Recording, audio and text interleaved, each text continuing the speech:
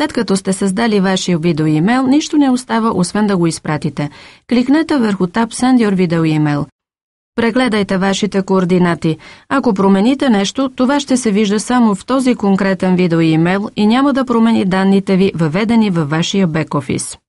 Вашето видеосъобщение може да бъде пратено до едно конкретно лице чрез избора на част Select Individual Emails.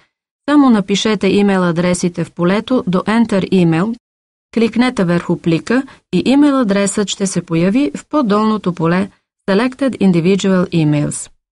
Друга възможност е да напишете малкото или фамилното име на адресанта в полето Search by Name, след което да кликнете върху Search. Резултатът търсенето ще се появи в полето под Search by Name. Изберете едно име, кликнете върху плика с зелената стрелка или изберете всичките имена, като кликнете върху плика с червената стрелка. Избраните имена ще се появят в полето Selected Individual Emails.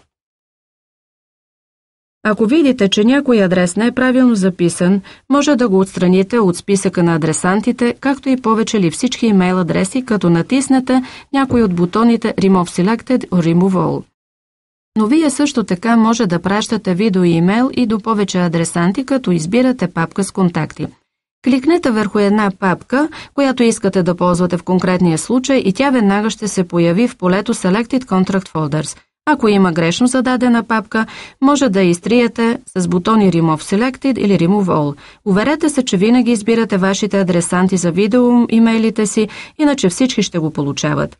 Последната стъпка, преди да натиснете бутона Send your video email, е да въведете допълнителна информация. Първо попълнете Subject Line. Ако искате вашият видеоимейл да има и приложение, натиснете Choose File. Намерете съответния файл на компютъра си и го отворете. Сега името на файла трябва да се появи в прозореца. Натиснете бутона Upload и ще видите съобщение. Your file is ready to be attached with your video email. Препоръчваме да напишете в текстовото поле показването на снимки да бъде разрешено. Но може и друг текст да напишете там. Може да ползвате там поставените всички инструменти.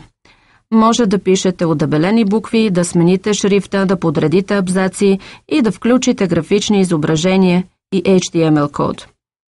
Като революционно свойство на TalkFusion може да напишете текст на език на какъвто искате, като използвате букви и характери, поддържани от вашата клавиатура.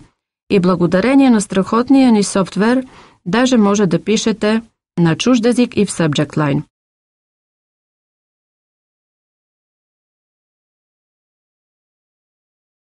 И след като сте написали текста, вашият видеоимейл е готов за изпращане. Просто кликнете върху бутона Send Video Email Now, за да го изпратите веднага, или натиснете другия бутон Schedule to Send Later, за да отворите мястото, откъдето се задава ден и час за изпращането му по-късно. Тук може да изберете видеоимейлът, колко пъти да бъде изпратен, на кои дати и по кое време на деня. След като вашият видеоимейл вече е изпратен, в частта Доклади и Reports може да видите в реално време изпращането му и да следите резултатите от това. Може да видите кога видеоимейлът ви беше изпратен, колко души са го отворили, колко пъти и също така ще видите получателите дали са го препратили до някой друг или са влезли в вашия вебсайт на TalkFusion. Моите поздравления! Страхотен старт! Вашият TalkFusion видеоимейл вече е изпратен.